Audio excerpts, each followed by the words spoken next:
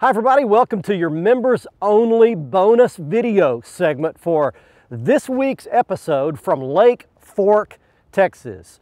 By now you should have seen the show, and if you haven't, you want to go back to our YouTube channel and watch the Lake Fork spawning bass fishing episode that aired very recently on Fox Sports Southwest. Here's some additional information for you. First of all, at the time we shot the video, and if you're watching this soon afterward, the bass are spawning at Lake Fork.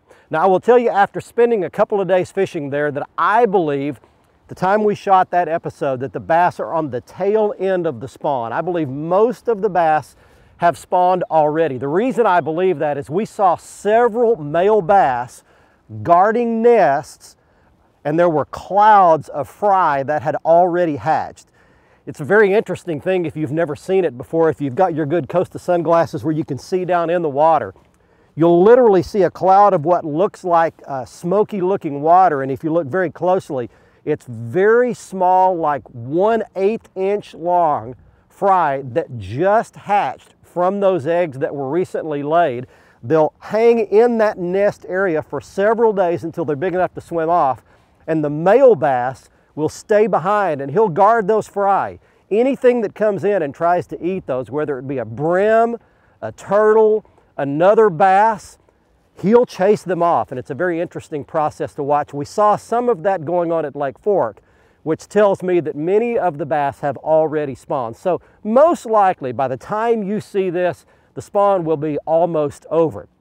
Another notable thing about Lake Fork is that the lake is still very low, and you can go online.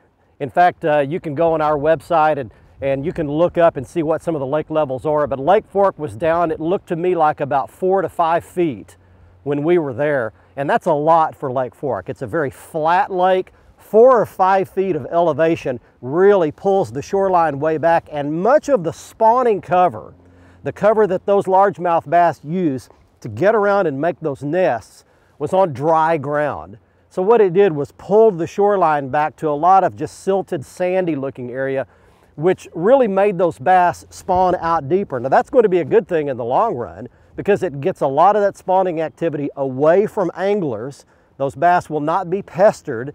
They can spawn without being bothered, and a good population of largemouth bass will be put back in Lake Fork for future years. So I think we'll have a really good spawn at Lake Fork. If you're going to that lake in the next few weeks, the next thing that's going to happen after the spawn is those bass are going to pull back off the shorelines.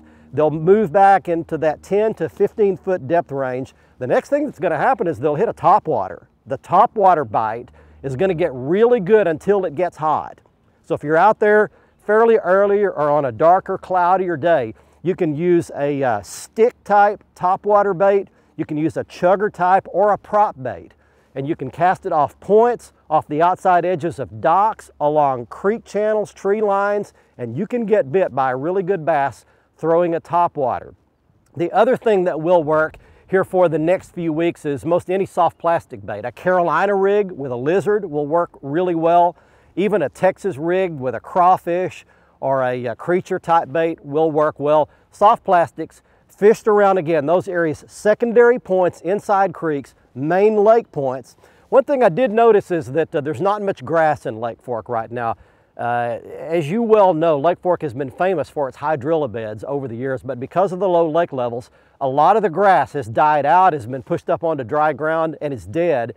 And there's just a lot of sanded, silty, kind of off-colored, murky looking water everywhere. So I really think the grass fishing is going to be hurt this season. So you're going to be back to your plastic baits, your topwaters. The other thing that will work is a crankbait. One of the deep diving Strike King newer crankbaits that dives to 10, 15, even the newest one, the double deep crankbait will dive as deep as about 20 feet. So you want to be throwing those out off those main lake points. The other good thing is the bass are going to be schooling up, and if you catch one in an area, you need to hit a waypoint, stay there, because most likely there is a school of bass that will be roaming and feeding on shad. So that's what you can expect over the next few weeks at Lake Fork. Now, most of the fishing that we did was on the western arm of the lake. We did launch the boat near the 515 West Bridge, and we fished basically from Birch Creek all the way to the dam. And it was really windy when we were there, so we were basically confined to having to fish creeks for the most part off that western edge. But we fished nearly every creek, Dale, Williams, No Name, Little Mustang, Big Mustang, Birch. All of those creeks that run east and west are protected from a south or a north wind. Those are the creeks that we were confined to. All of those creeks have bass in them. You can get bit by a good quality bass in any creek on Lake Fork and any main lake point. The bass are just everywhere.